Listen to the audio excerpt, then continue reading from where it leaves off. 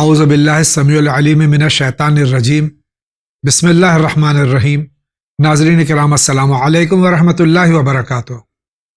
مسائل زندگی میں آپ کا استقبال ہے۔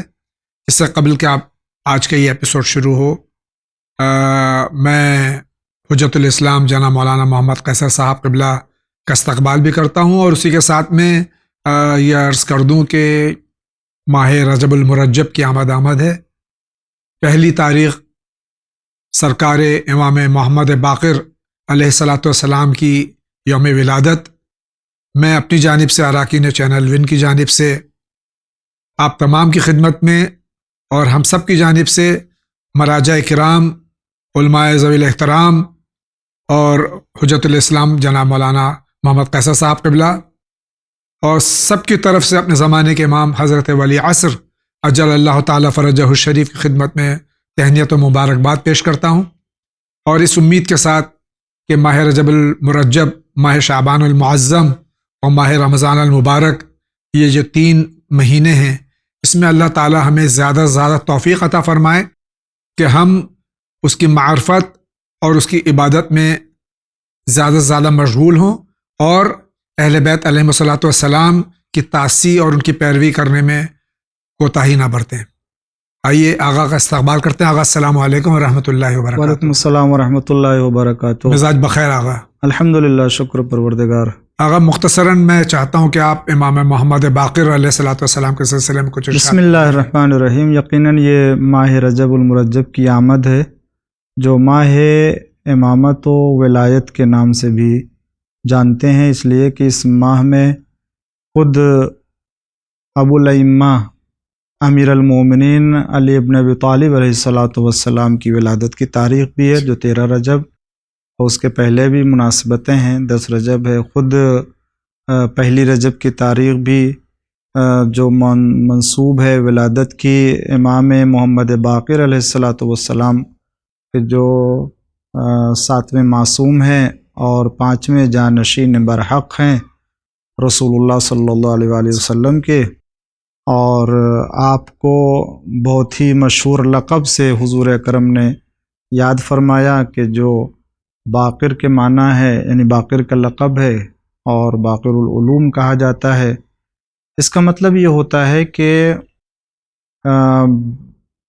کسی بھی شے کو، کسی بھی چیز کو بہت ہی باریک بینی سے تجزیہ کرنے والا، جسے کہہ لیجئے، بلکہ ہم لوگ جو اردو میں ایک محاورہ رکھتے ہیں کہ بال کی کھال نکالنا، جی، تو یہ دراصل اسی طرف یہ لقب اشارہ کرتا ہے کہ جب کوئی علمی مسئلہ امام علیہ السلام کے سامنے آتا ہے تو اس علمی مسئلے کو اس طریقے سے جز اور اس کے اجزاء کا تجزیہ کرتے ہیں کہ آپ کو جو ہے وہ علم میں یہ مہارت حاصل ہونے کی بنا پر باقر علوم کا لقب ملا ہے۔ اور یقیناً بہت ہی فضائل اور کمالات اس سلسلے میں، کتنے واقعات ہیں جس میں آپ نے علم کو جو شگافتہ کیا ہے، اس کی مثالیں کسی اور جگہ نہیں ملتی ہے۔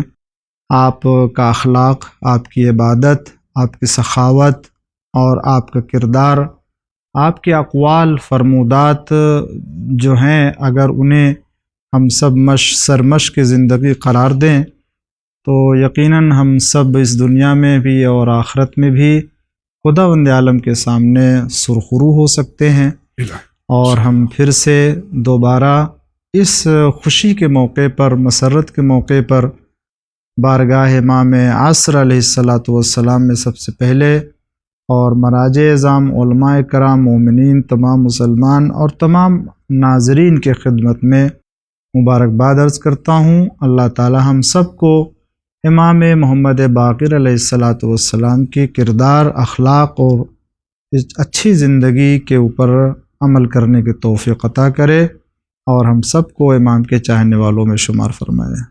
بہت بہت شکریہ آغا۔ آئیے اسی کے ساتھ دیکھتے ہیں سب سے پہلے سوال کہاں سے۔ السلام علیکم جاوید بھائی کو سلام اور مولانا صاحب کو سلام۔ میں ساجد حسین جے پور سے بول رہا ہوں۔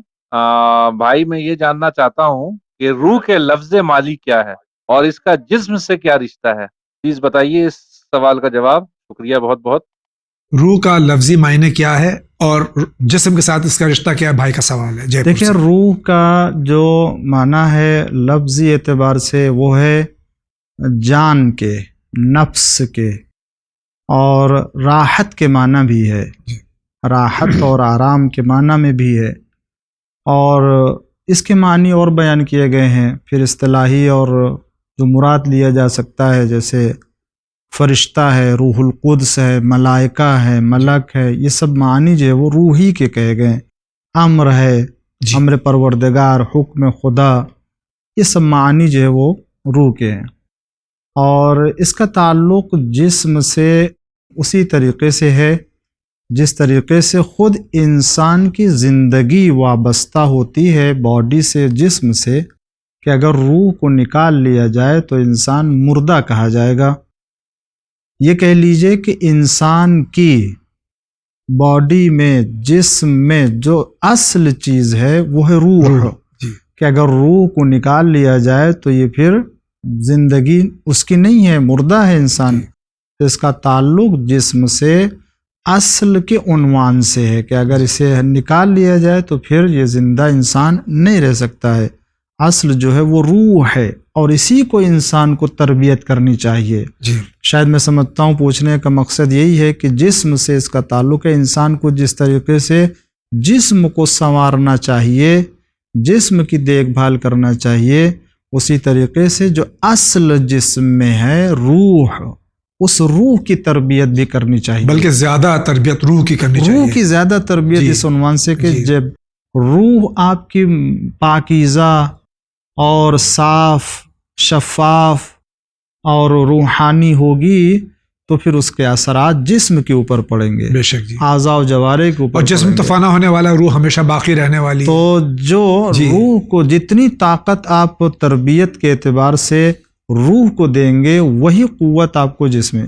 फिर ये जिस्म, यही वजह है कि जिनके कब्र में उनका जिस्म और बदन तरोताज़ा होता है वो रूह की बिना पर है। बेशक जी, कि अगर रूह को तरबियत दे करके बुलंद कमाल तक पहुंचा दिया तो उसी के असर से कब्र में सालों साल गुजर जाने के बावजूद वो जिस्म उसी तरीके से महफूज रहता है। तो असल जो है वो रूह है, इसका ताल्लुक असल से है, बदन से। बहुत बहुत शुक्रिया आगा। आपका क्या सवाल है? जावेद भाई और मौलाना साहब को अस्सलाम वालेकुम। मैं सैयद साजिद हुसैन जयपुर से बोल रहा हूँ। मेरा पहला सवाल यह है कि हज़रत अब्बास अलमदार के कुछ उम्मे के कुछ लोग अरब ममालिक में रहते हैं, क्या ये सच है? मेहरबानी करके इसे बताने की कोशिश कीजिए। ये हमारे भाई का दूसरा सवाल है, जयपुर से ही फरमा रहे हैं कि हज़रत अब्बास अलैहिस्सलाम के कुनबे के कुछ लोग आज भी अरब में मौजूद हैं। देखिए, इसमें कोई शक नहीं है कि जनाब अबुल फजल अब्बास अलैहिस्सलाम की नस्ल से जो औलाद पैदा हुई हैं और आगे बढ़ी हैं, आपकी औलाद बेटे से बेटे जो हुए, तो यकीनन आज दुनिया में है, खुद इराक़ में और दीगर मकामात पर। अब वो कहाँ है, कौन है, इसकी अगर तहकीक हो तो हो सकती है, ऐसा नहीं हो सकती, लेकिन ये कि यकीनन उनकी औलाद, उनकी नस्ल से अफराद मौजूद हैं। बहुत बहुत शुक्रिया। अगला सवाल लेते हैं। अस्सलाम वालेकुम मौलाना साहब, मैं कश्मीर से बोल रही हूँ। मेरा सवाल ये है कि आप मुझे बता सकते हैं कि जो इमाम मेहदी अलैहिस्सलाम है, जब वो ज़हूर हो जाएंगे उसके बाद वो कितने साल हुक्मरानी करेंगे, और हुक्मरानी के बाद जितने साल वो हुक्मरानी करेंगे क्या उस दरमियान उनकी शादी भी होगी?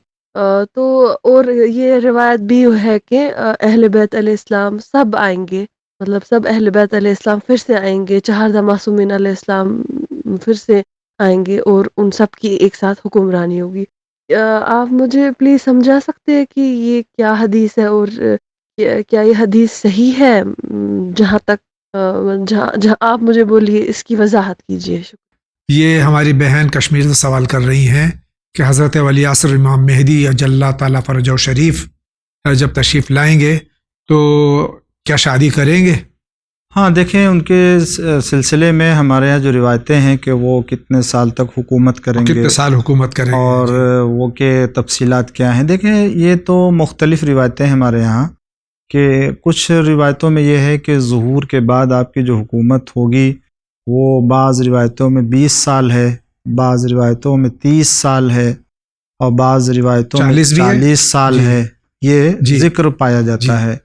اور پھر اس کے بعد پھر اختلافی روایتیں ہیں، روایتوں کے اختلافی کی بنا پر یہ نظریات مختلف ہوئے، کہ پھر یہ ہے کہ پھر امام علیہ السلام کی حکومت کے بعد پھر جو سب سے پہلے رجعت فرمائیں گے وہ امام حسین علیہ السلام جی. اپنے اصحاب و یا اعوان و انصار کے ساتھ آئیں گے، اور اس طریقے سے پھر ایک کے بعد دوسرا امام و دوسرے معصوم آئیں گے، وہ حکومت کریں گے. یہ اس طریقے سے ہمارے یہاں روایتیں بھی پائی جاتی ہیں. تو مختلف روایتیں. اب جہاں تک یہ سوال ہے کہ کیا امام زمانہ علیہ السلام اپنے دور حکومت میں شادی کریں گے، تو اس سوال کا مطلب یہ ہوا کہ پوچھنے والا یہ سمجھ رہا ہے کہ ابھی تک امام نے شادی نہیں کی ہے، جی. کہ ظہور امام اور حکومت قائم ہونے کے بعد شادی. تو دیکھیں اس میں بھی کوئی جو ہے وہ حتمی رائے نہیں ہے، اور نہ ہی کوئی ذکر ایسی حتمی کتاب میں یا کسی روایت میں ہے. تو دیکھیں جہاں تک شادی کا مسئلہ ہے، دوران غیبت میں بعض کتابوں میں ذکر ملتا ہے کہ امام علیہ السلام نے شادی کی ہے اور ان کے ازواج، لیکن دور حکومت میں اور زمانے ظہور میں یہ بہرحال طے ہے کہ امام علیہ السلام ہوں گے تو وہ اپنے اہل و عیال کے ساتھ رہیں گے. اور یقیناً آغا قطع کلام ہو رہا ہے کہ جب سرکار ختم مرتبت کی متفق علیہ حدیث ہے ہاں کہ جو ہمارے سنت سے رغبت نہیں کرو، ہم میں سے نہیں رکھے، تو یقیناً امام نے شادی کی. اور سنت پیغمبر پر عمل کرنے والوں میں سب سے زیادہ حقدار خود ان کے جانشین اور فرزند ہے. تو یقیناً شادی کے سلسلے میں یہ روایتیں کہ وہ بعد میں کریں گے پہلے کریں گے، پہلی بات تو یہ کوئی تصریح نہیں ہے اس طرح کی، لیکن یہ کہ بعض روایتوں میں ہے کہ وہ باقاعدہ طور سے سنت پیغمبر پر عمل کرنے والے ہیں، اور آپ جب آئیں گے تو اپنے اہل و عیال کے ساتھ زندگی گزاریں گے انشاءاللہ. بہت بہت شکریہ آغا. آپ کیا فرمانا چاہتے ہیں؟ السلام علیکم مولانا صاحب، میرا نام عماد ہے اور میں کشمیر سے بول رہا ہوں. میرا یہ سوال ہے کہ کیا ہم اپنے بالوں کو پنک، بلو، ریڈ، اورینج جیسا کلر کر سکتے ہیں؟ کیا یہ حلال ہے اسلام میں؟ پلیز اس کا جواب دیجیے. شکریہ. یہ ہمارا نوجوان بچہ ہے یا نوجوان ہے، یہ سوال کر رہا ہے کہ کیا ہم بالوں کو رنگین کر سکتے ہیں؟ ہاں دیکھیں رنگین کر سکتے ہیں بالوں کو، اور کلر کر سکتے ہیں، لیکن کوئی ایسا کلر کہ جو بال کے اوپر رہے، اور بال کو پانی سے بھیگنے سے اگر رکاوٹ بنے تب جو ہے وہ احتیاط کرنا چاہیے اور ایسا کلر نہیں لگانا چاہیے. لیکن اگر وہ ایسا کلر نہ ہو کہ جو روک سکے تو کوئی حرج نہیں ہے، لگا سکتے ہیں. اسی طریقے سے عورتیں بھی لگا سکتی ہیں، مگر یہ کہ ان کو لگانے کے بعد اپنے اس آرائش کو، زینت کو چھپا کے رکھیں، صرف محرم لوگوں کے سامنے ہی ظاہر کریں اسے. بہت بہت شکریہ آغا. آپ فرمائیے، آپ کیا کہہ رہے ہیں؟ السلام علیکم، میں بھاونگر سے بول رہی ہوں. میرا سوال یہ ہے کہ پہلی رکعت میں نماز پڑھ رہے ہیں تو پہلی رکعت میں الحمدو کے بعد انا انزلنا تو پڑھتے ہی ہیں، لیکن قل هو اللہ پڑھ سکتے ہیں دونوں رکعت میں یا نہیں پڑھ سکتے؟ تو پہلی رکعت میں قل هو اللہ، اور پہلی رکعت میں انا انزلنا، دوسری رکعت میں قل هو اللہ پڑھتی ہوں، لیکن میں پوچھ رہی ہوں کہ قل هو اللہ دونوں رکعت میں پڑھ سکتے ہیں یا نہیں؟ خدا حافظ. نماز میں پہلی دو رکعتوں میں سورہ حمد کے بعد دونوں میں قل هو اللہ پڑھ سکتے ہیں؟ دونوں میں پڑھ سکتے ہیں، قل هو اللہ پڑھ سکتے ہیں. بہت بہت شکریہ آغا. آپ فرمائیے، آپ کیا کہہ رہے ہیں؟ السلام علیکم مولانا صاحب. میں نے چینل ون میں مسائل زندگی میں سنا تھا کہ جب تک ہمارے قضا روزے ادا نہیں ہو جاتے تب تک ہم سنتی یا منتی روزے ادا نہیں کر سکتے. تو کیا ہم جسے ولادت میں روزہ رکھتے ہیں یا منتی روزہ رکھتے ہیں تو اس میں ہم قضا روزے کی نیت کر سکتے ہیں؟ مولانا صاحب میرے سوال کا جواب دیجیے اور مجھے اس الجھن سے نکالیے. یہ یقیناً علماء کرام نے فرمایا کہ جس پہ قضا روزے واجب ہوں وہ سنتی یا مستحبی روزے یا نیت بھی نہیں کر سکتا، منت بھی نہیں مان سکتا. جی جی. تو وہ جو इन अय्याम में जो बैन फरमा रही हैं उनमें देखिए, रोजे अच्छा रखें। तरीका यही है कि अगर अपना खुद वाजिब रोज़ा है तो मज़ा की नियत कर मुस्तहब ले। के दिनों में, जी जिन दिनों में मुस्तहब है रोज़ा रखना, तो उन दिनों में रोज़ा रखे, लेकिन अपने क़ज़ा रोज़े रखे जी, और क़ज़ा की नियत करके रखे तो उनको दोनों सवाब मिल जाएंगे। जी। बहुत बहुत शुक्रिया। आप फरमाइए। अस्सलामुअलैकुम रहमतुल्लाहि वबरकातुहू। जी मैं इरशाद बोल रहा हूँ मेरठ से, उत्तर प्रदेश में। जी सबसे पहले तो मैं चैनल विन की पूरी टीम को मुबारकबाद देता हूँ, बहुत बहुत शुक्रिया। आप बड़ी अच्छी रहनुमाई करते हैं दीन इस्लाम की रोशनी में, बहुत बहुत शुक्रिया। मेरा एक सवाल है, आज के दौर में जैसे मैयत को दफनाने के बाद में लोग खाना खिलाते हैं और लोग बड़े शौक से उसको खाते हैं, तो इसके बारे में क्या हज़रत जी फरमाएंगे? अल्लाह हाफ़िज़। बचपने से उलमा से मैंने ये सुना था कि किसी घर मैयत हो जाए तो 3 दिन तक पड़ोसी या रिश्तेदारों से उसकी अहसन तुम जावेद भाई, जी। ये आपने सुना क्या? बल्कि लेकिन अगर आप कतई कलाम हो रहा, मैं इसमें हाँ। जरा वजाहत आपसे इसलिए चाहता हूँ क्योंकि सवाल जो भाई का अहम है, बहुत अच्छा अहम सवाल है। उसमें ये है कि हमारे यहाँ होता ये है कि जिसके घर में मौत हुई हो वो मेहमानदारी में लग जाता है, जो मेहमान आते हैं उनको खाना खिलाने में। सही कह ये हमारे यहाँ आम हो गया है, 99.9% यही हो रहा हमारे ये यहाँ। मैं वही बयान कर, मैं कल या परसों भी एक रिवायत देख रहा था मौत से मुताल्लिक, जी। और जिनके यहाँ मैयत हो जाती है और इंतकाल हो जाता है, तो वाकई ये रिवायत में है कि मुस्तहब है कि मरने वाले के घर में 3 दिनों तक बाहर से, यानी जो पड़ोस में या रिश्तेदार दूसरे हैं उनके यहाँ से खाना आना चाहिए। जी और ये मकरूह है कि मरने वाले के यहाँ जाए और बैठे और वहाँ का खाना खाए, जी तो पसंद नहीं किया गया इस तरह से। जी। तो अगर कोई ये दस्तूर कायम कर ले कि ऐसी जगह जा कर के उसके यहाँ मेहमान बने और खाना खाए, तो यकीनन नापसंदीदा अमल है।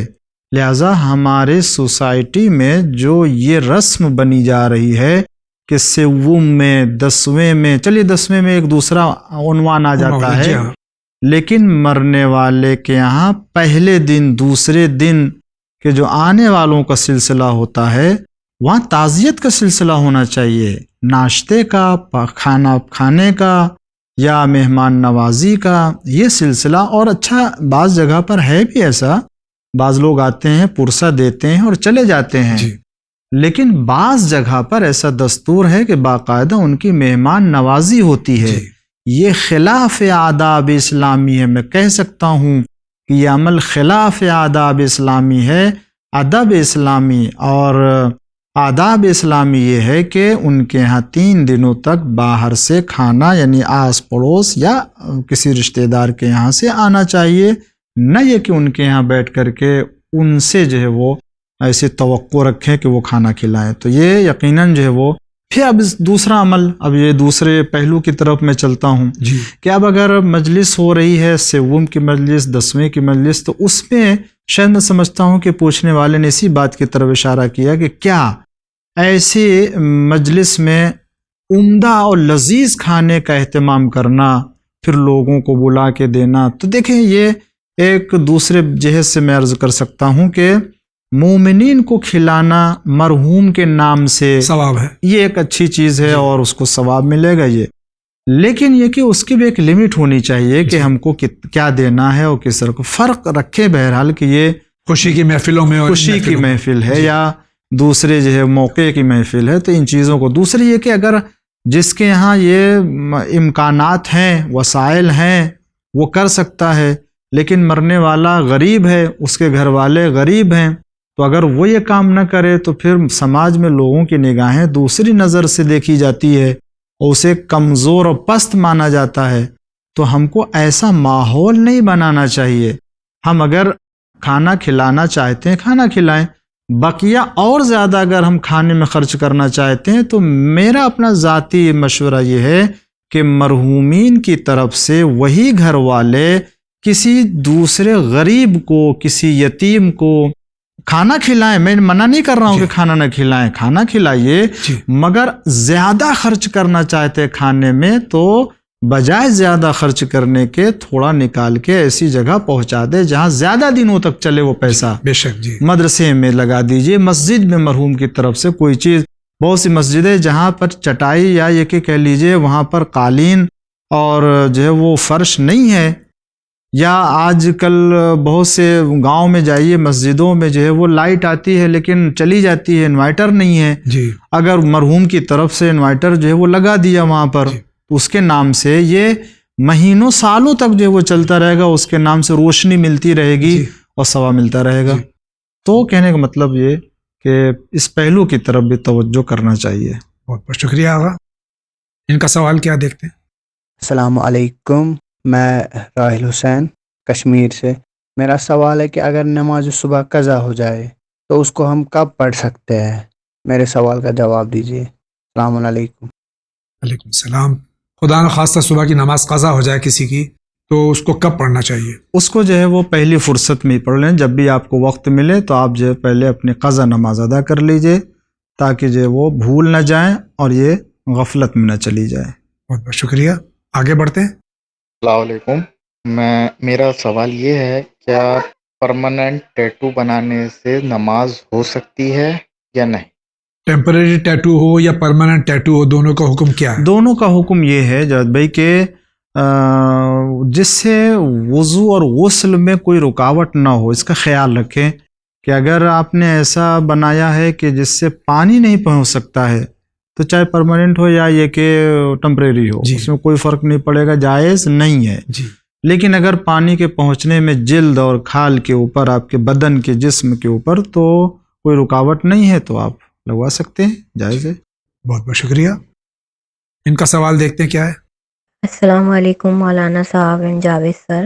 میرا یہ سوال ہے کہ کیا میرڈ وومنس وائٹ ڈریس نہیں پہن سکتی؟ میں شادی شدہ ہوں اور میری ممی اور میری ساس دونوں سفید کپڑے پہننے کو منع کرتی ہیں اور کہتی ہیں کہ شادی کے بعد عورت کو سفید کپڑے نہیں پہننے چاہیے، لیکن اسلام میں ایسی کوئی بات نہیں ہے. آپ ان دونوں کو ڈکلیئر کر دیں یہ بات. یہ اپنے سوال کا جواب خود ہی دے رہی ہیں کہ عرب ممالک میں، ایران وغیرہ میں یا دوسرے ممالک میں جی اب دلہن کا جو جوڑا ہوتا ہے میں سفید ہی پہنتی ہیں، سفید لباس ہوتا ہے. جی. اور میں عرض کروں کہ نہ صرف یہ کہ اسلام نے منع نہیں کیا ہے بلکہ اسلام کی نگاہ میں پسندیدہ رنگ سفید ہے، جو ہے وہ سفید کلر جی. ہے. بے شک. تو لہٰذا چاہے وہ شادی شدہ ہو یا شادی نہ ہوئی ہو، دونوں پہن سکتے ہیں. یا یہ کہ کسی کا شوہر خدا نہ کرے جو ہے وہ انتقال کر گیا ہو، تو انتقال تو سبھی کو کرنا ہے، لیکن یہ کہ ٹھیک ہے زندگی گزر رہی اچھے، اللہ آباد رکھے ہر ایک کو، چاہے انتقال کے بعد ہو انتقال سے پہلے ہو، یہ اچھا کلر ہے، پہننا چاہیے. بہت بہت شکریہ. آپ کیا فرمانا چاہتے ہیں؟ السلام علیکم مولانا صاحب انکل. السلام علیکم. میرا یہ سوال ہے، میرا نام مومنہ جعفری ہے اور میں سولاپور سے بول رہی ہوں. اور آغا مولانا صاحب، میری شادی ہوئی تھی تو میرے نانا نے مجھے ایک جگہ دی ہے رہنے کے لیے. میرا شادی ہوا ہے، میری ایک بیٹی ہے اور میرے نانا کا انتقال ہو گیا اب 4 مہینے سے. اور میں جس جگہ پہ رہتی ہوں وہ جگہ بہت چھوٹی ہے، ہمارا جگہ نہیں ہوتا ہے سونے کے لیے، اٹھنے بیٹھنے کے لیے بھی ان لوگوں سے بات کیے ہیں. ان لوگوں نے صاف انکار کر دیا ہے کہ ہم لوگ جگہ نہیں رکھنے دیں گے آپ کو لینے کے لیے اور تم جگہ بھی نہیں بڑھا سکتے.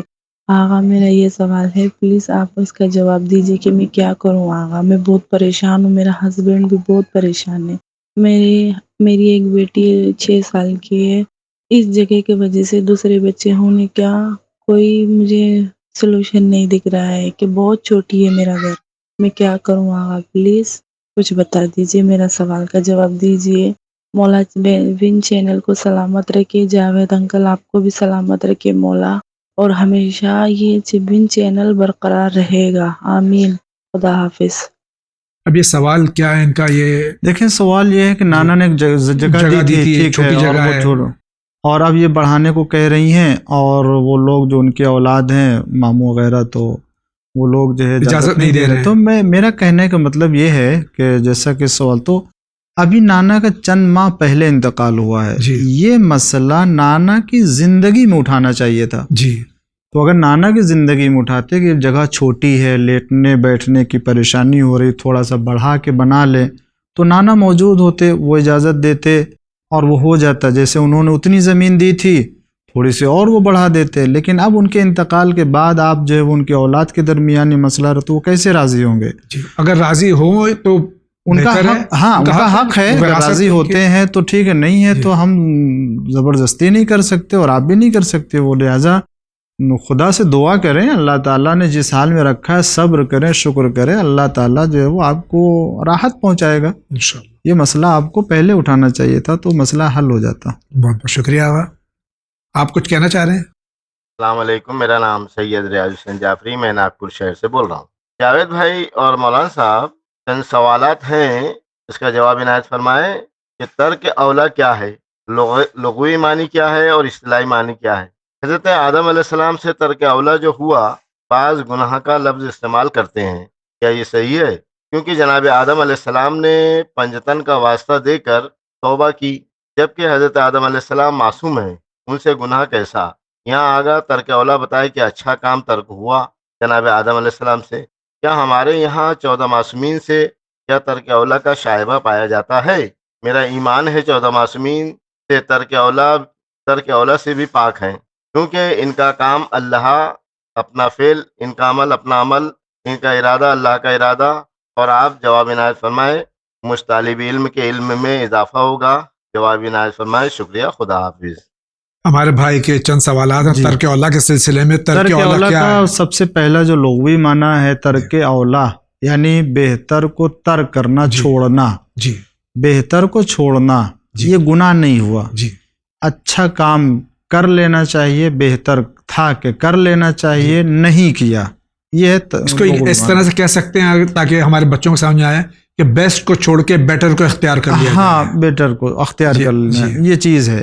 تو لغت میں یہ ہوا. اور جہاں تک اصطلاحی معنی آپ جاننا چاہتے ہیں، اسی کو آپ یہ لیجئے کہ جناب آدم علیہ السلام کے لیے یعنی بہتر یہ تھا کہ وہ گندم اور گیہوں کے درخت کے پاس نہ جاتے اور نہ کھاتے، جو بھی درخت تھا نہ کھاتے، اور ان کو جنت سے زمین پر نہ بھیجا جاتا، لیکن کھا لیا. مصلحت پروردگار یہی تھی، اور خداوند عالم نے ان کو تو زمین کے لیے بنایا ہی تھا. پہلے ہی قرآن کی آیت موجود، خدا نے کہا تھا کہ میں تم کو زمین پر خلیفہ بنانے والا. تو اس طرح سے جو ہے وہ ترک اولا کہا گیا. جہاں تک جناب آدم علیہ السلام معصوم، بے شک معصوم ہے، اور ترک اولا کا مطلب گناہ کرنا نہیں ہے کہ جسے آپ کہیں کہ انہوں نے توبہ کی. دیکھیں، ایک توبہ ہے، ایک گناہ ہے معصومین علیہ السلام کے لیے کہ جو وہ کرتے ہیں، اور ایک توبہ ہے ہم لوگوں کے لیے.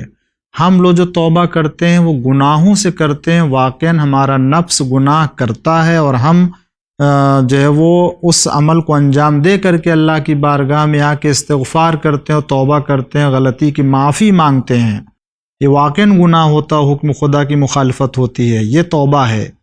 لیکن اگر معصومین علیہ السلام اگر وہ اس طرح سے کہے کہ میں توبہ کرتا ہوں، استغفار کرتا ہوں، تو ان کا توبہ کرنا، ان کا استغفار جو ہوتا ہے وہ ان کے درجے اور ان کے کمال کے اعتبار سے ہوتا ہے کہ چونکہ وہ اس قدر خدا کے مقام سے قریب ہوتے ہیں کہ ان کا ایک لمحہ ذکر سے دوسرے امور میں جو ہے وہ مشغول ہونا وہ اپنے لیے گناہ سمجھتے ہیں. کہ مثلا نہیں بھی سمجھتے ہیں تو یہ اپنے آپ کو اس کے آگے حقیر سمجھتے ہیں، اس کے سامنے، اس کی نگاہ کے سامنے کہ خدا بند عالم کی ہمہ وقت عبادت و ذکر پروردگار ہونا چاہیے تھا. مگر جب وہ لوگوں کی ہدایت یا کھانا کھانے یا دیگر امور میں مصروف ہوتے ہیں تو اتنی دیر جتنی دیر وہ خدا کی یاد میں ڈائریکٹ بطور مستقیم اس وقت بھی رہتے ہیں، ہوتے ہیں، لیکن بطور مستقیم جب وہ ذکر خدا میں نہیں مشغول ہوئے تو اسے اپنے لیے کمی سمجھتے ہیں اور اس کے لیے استغفار کرتے ہیں. ورنہ یہ نہیں ہے. دوسری بات یہ کہ استغفار صرف گناہوں سے نہیں ہوتا ہے، بلکہ رزق کے لیے ہوتا ہے، برکت کے لیے ہوتا ہے استغفار. تو اسی لیے اہل بیت علیہ السلام کا استغفار ہوتا تھا تاکہ زمین کو برکت ملے، آسمان سے برکت نازل ہو، لوگوں کو برکت ملے، اس لیے ان کا ہوتا تھا. تو جناب آدم علیہ السلام معصوم تھے، یقیناً معصوم تھے، اور یہ کوئی ایسا نہیں خدا کی طرف سے نہیں تھا کہ جو ارشادی، یعنی جسے کہا جائے کہ اللہ نے چاہا تھا اور نہیں کیا، نہیں، اللہ کا کوئی یہ حکم نہیں تھا، ورنہ اگر اللہ کا حکم ہوتا تو جناب آدم یقیناً اس پہ عمل کرتے اور اس کی مخالفت نہیں کر سکتے تھے۔ بہت بہت شکریہ آغا۔ اگلا سوال۔ السلام علیکم، میرا نام ترنم آرا ہے، میں دلی سے ہوں۔ میرا سوال یہ ہے کہ میرا ایک 6 سال کا بیٹا ہے جو کہ ابھی 31 جنوری کو 6 سال کا ہوا ہے، اور کچھ دن پہلے ہی میں نے ایک خواب دیکھا کہ میرے بیٹے کا انتقال ہو گیا، اور ڈیٹ بھی دیکھا میں نے کہ 27 اپریل ہے انتقال کا ڈیٹ۔ 2 فرشتے اسے لینے کے لیے آئے ہوئے ہیں۔ اس کی تعبیر مجھے بتا دیجیے۔ جب سے میں نے دیکھا میں بہت پریشان ہوں کہ اس کا مطلب کیا ہوتا ہے۔ جلد سے جلد سوال کا جواب دے دیجیے، اور کیا اپائے کروں یا کیا حال ہے اس کا، کچھ بتا دیجیے مجھے۔ اللہ تعالیٰ آپ کے بیٹے کو تمام مومنین مومنات کی اولاد کو سلامت رکھے۔ پہلی بات تو یہ کہ خواب کی تعبیر کا جواب نہیں دیا جاتا ہے یہاں پر، لیکن بہرحال آگے خدمت میں چونکہ آپ کے دل میں خیال آیا اور اولاد ہے آپ کی، آگے بچے کے بارے میں خواب کی تعبیر یہاں نہیں بیان کی جاتی ہے، اور رہ گیا مسئلہ کہ خواب دیکھا ہے تو آپ اللہ کے اوپر اعتماد رکھیے اور صدقہ دے دیجئے ان کی طرف سے، بیٹے کی طرف سے، اور بلا ہوگی، اگر کوئی مصیبت ہوگی تو ٹل جائے گی، اس لیے کہ صدقہ کے ذریعے سے بڑی بڑی مصیبتیں ٹل جاتی ہیں۔ صدقہ نکال دیجئے 4 معصومین علیہ السلام کے واسطے سے، خدا کے اوپر بھروسہ رکھیں، اللہ سب کچھ ٹھیک رکھے گا انشاءاللہ۔ آپ فرمائیے کیا کہہ رہے ہیں؟ السلام علیکم، میرا نام سید ریاض حسین جعفری، میں ناگپور شہر سے بول رہا ہوں۔ جاوید بھائی اور مولانا صاحب، دعوت ولیمہ میں ایک مومن دوسرے مومن کو لفافے میں کچھ ہدیہ تحفہ دیتے ہیں اور کہتے ہیں کہ انہوں نے میری بیٹی کی شادی میں 1000 کا لفافہ دیا تھا، تو میں بھی انہیں کم سے کم 500 تو ضرور دوں۔ کیا یہ عمل اسلامی ہے؟ کیا دعوت ولیمہ میں لفافے میں کچھ ہدیہ تحفہ دینا ضروری ہے؟ بعض غریب مومنین اس لفافے کی وجہ سے شادی میں، دعوت ولیمہ میں آٹو کا خرچ اور لفافے میں کچھ دینا ہے، اس سے محروم رہ جاتے ہیں۔ کیا دعوت ولیمہ میں بغیر لفافے کے جا سکتے ہیں؟ ولیمہ حضور پاک کی سنت ہے، اور غریب مومن کیا دعوت تام کھانے جا سکتے ہیں؟ اصلاح فرمائیں۔ شکریہ، خدا حافظ۔ دعوت ولیمہ ہو یا اور کوئی دعوت ہو شادی کی، اس میں جس کی یہاں کی دعوت ہوتی ہے وہ یہ ضد تو نہیں کرتا کہ جب آپ آئیں تو لفافہ لے کے آئیں؟ کسی طرح کی کوئی جو خواہش یا مطالبہ نہیں ہوتا ہے، کوئی نہیں کرتا ہے اور دعوت ولیمہ خود جو ہے وہ ایک مستحب عمل ہے جس کی تاکید ہے، اور مومنین کو بلانا چاہیے اور لوگ آئیں۔ اور جہاں تک یہ کہ لوگ دیتے ہیں تو یہ دینا بھی کوئی غیر اسلامی بھی نہیں ہے۔ اگر اسلامی اور مستحب عمل نہیں کہتے ہیں تو غیر اسلامی بھی نہیں ہے۔ خوشی ہے، جو دینا چاہتا ہے دیتا بھی ہے، جو نہیں دینا چاہتا نہیں بھی دیتا ہے، شکایت بھی نہیں کرتا، شکایت بھی نہیں ہوتی ہے، اور ہونا بھی نہیں چاہیے۔ سوال کرنے والے کہ اگر اس کی طرف توجہ ہے کہ لوگ اس کو جو ہے وہ بہت سخت نہ لیں، اور اگر کوئی لفافہ نہ لے کر کے آئے تو جس کے ہاں دعوت ہے، جس نے بلایا ہے، اسے برا بھی نہیں ماننا چاہیے، عام طور سے مانتے بھی نہیں ہیں، خیال بھی نہیں کرنا چاہیے۔ درست ہے، جو غریب ہے اگر وہ ایسے ہی آئے اور آپ کے دعوت پر شریک ہوا ہے تو خوشی میں خوش ہوا ہے، اس کا آنا، شریک ہونا ہی بڑی بات ہے، اور ہونا چاہیے یہی۔ اور بہت سے افراد میں تو جانتا ہوں کہ ایسے بھی افراد ہیں جنہوں نے دعوت ولیمہ کیا ہے اور بلایا ہے اور انکار کر دیا، کچھ بھی نہیں لیا انہوں نے، اور کارڈ پہ لکھ دیتے ہیں کہ کوئی گفٹ نہیں کسی طرح کا نہیں، تو یہ کوئی غیر اسلامی بھی نہیں۔ اگر دیتا ہے تو کوئی حرج نہیں، نہیں دیتا ہے تو کوئی حرج بھی نہیں ہے۔ بہت بہت شکریہ آغا۔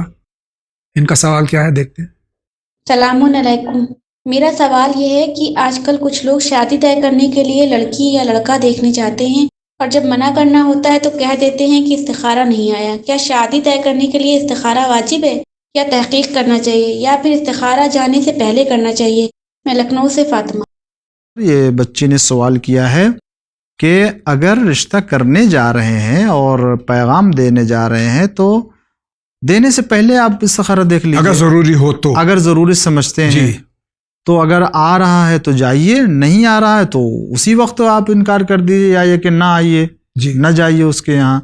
بات آگے بڑھنے کے بعد پھر نہیں منع کرے اور استخارہ کو بہانہ قرار دیا جائے، یہ بھی درست نہیں ہے. لہٰذا اور رہ گئی بات یہ کہ کیا واجب ہے؟ نہیں، واجب نہیں ہے، استخارہ دیکھنا واجب نہیں ہے. بس دونوں کو رشتہ جو ہے وہ اگر پسند آ جائے، حالات اچھے ہیں، دونوں کو ایک دوسرے کی معلومات ہے، سمجھ میں آ رہا ہے، بسم اللہ کریں، اللہ کا نام لے کر کے اور اہل بیت کا ذکر کریں اور بسم اللہ الرحمن الرحیم کر کے جو ہے وہ اپنے کام کو آگے بڑھائیں، ہو سکتا ہے. بہت بہت شکریہ آغا. ان کا سوال کیا ہے؟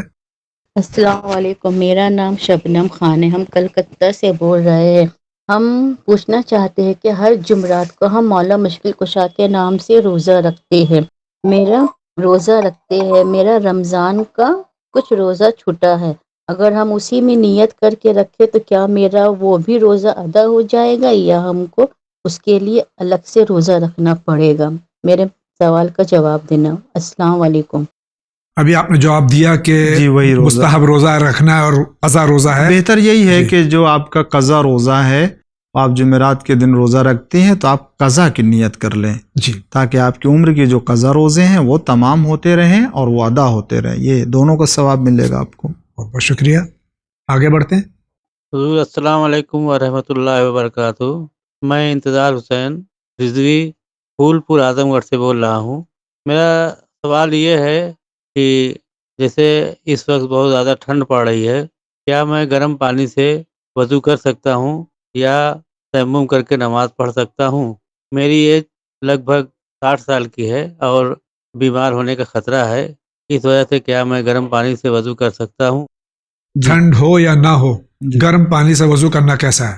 گرم پانی سے دیکھیں، سورج کے ذریعے سے اگر گرم پانی ہے تو مکروہ ہے، لیکن عام طور سے اگر گرم کر رہے ہیں ہم، جیسے گیس پر یا الیکٹرک سے، خاص طور سے اس موسم میں جو اس نارتھ موسم میں انڈیا میں جی اس وقت تو کوئی حرج نہیں ہے. اگر آپ کو واقعاً ٹھنڈا پانی نقصان دہ ہے، بیماری کے بڑھ جانے کا، بیمار ہونے کا، تو آپ جو ہے وہ پانی کو ہلکا سا گرم کر لیجئے اور وضو کیجئے یا غسل کیجئے، کر سکتے ہیں، اس میں کوئی حرج نہیں. اگر نقصان نہیں بھی دے رہا ہے اور آپ چاہتے ہیں کر سکتے ہیں، کوئی حرج نہیں سکتے ہیں. اب نقصان نہ بھی ہو اور تکلیف ہوگی، شدت ٹھنڈ زیادہ ہے جی، تو اس میں بھی اگر گرم کر کے کرے تو بھی کوئی حرج نہیں، کوئی حرج نہیں ہے. بہت بہت شکریہ آغا. البتہ تیمم نہیں ہے، تیمم نہیں ہے، پانی آپ کے پاس ہے، گرم کر سکتے ہیں، گرم مضر نہیں ہے، کر پانی آپ سکتے کے ہیں، لیے مضر نہیں ہے جی، تو تیمم نہیں ہے. بہت بہت شکریہ. آپ کا کیا سوال ہے؟ السلام علیکم مولانا صاحب، جاوید انکل، میں محمد بول رہا ہوں دہلی سے.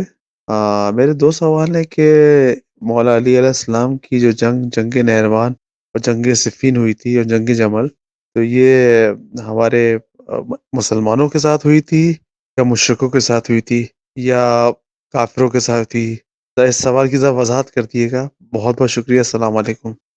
جو بعد شہادت رسول صلی اللہ علیہ وسلم مولانا متقیان کے ساتھ میں 3 جنگیں ہوئی، یہ مسلمانوں کے ساتھ ہوئی تھی یا غیر مسلم کے ساتھ؟ یہ جنگیں ہاں جو یقیناً مولا کائنات کے ظاہری خلافت کے دور میں جنگ جمل ہے، جنگ صفین ہے، جنگ نہروان ہے. جنگ جمل جو ہوئی ہے وہ بیعت توڑنے والوں کے ساتھ ہوئی ہے، اور صفین جو ہوئی ہے حاکم شام کے ساتھ ہوئی ہے، اور جو نہروان ہوئی ہے وہ خوارج کے ساتھ ہوئی ہے. بہت بہت شکریہ. ناظرین کرام، اسی کے ساتھ جا رہے ہیں بہت ہی مختصر سے بریک پہ، لیکن آپ کہیں نہیں جائیے، ابھی حاضر ہوتے ہیں.